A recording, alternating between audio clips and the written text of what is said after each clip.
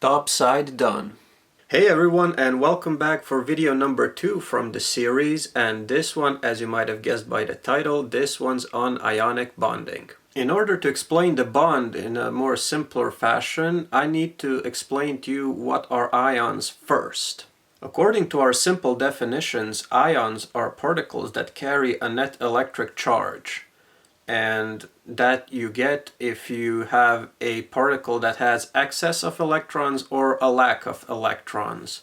This drawing of an atom is going to represent our model particle. And as you can see, we have the same number of protons and electrons in it. That means the particle is neutral. By convention, electrons carry a negative charge and protons carry a positive charge. So we see in the next picture that this atom carries a positive charge because it has more protons than electrons. And in this picture, we see that the particle is carrying more electrons than protons. And that means it carries a negative net electric charge. Now, if you had to say a particle that carries a positive charge every single time you talk about ions, then you would probably freak out. That's why scientists have found few names for these positive and negative particles.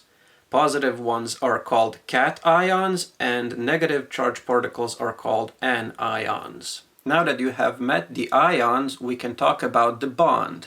The bond is formed when opposites attract. That means the cation will attract the anions, and anions will attract more cations, and round and round and round, and we get this huge mass of ions that are being attracted to each other with nothing but electrostatic forces. And if you know the law of Coulomb, you can even calculate the force between them.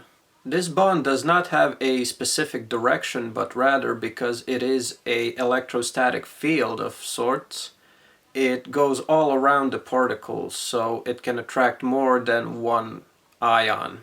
Your real-life example of all of this would be your everyday grain of salt that is one big cluster of sodium ions and chlorine ions. Also, albumins, proteins that are found in your blood, are cations, and they are responsible for the transfer of your anion drugs, such as weak acids.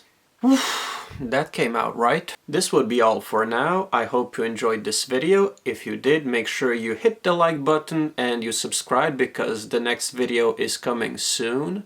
Also, make sure you share the video with your friends, and I hope I will see you soon.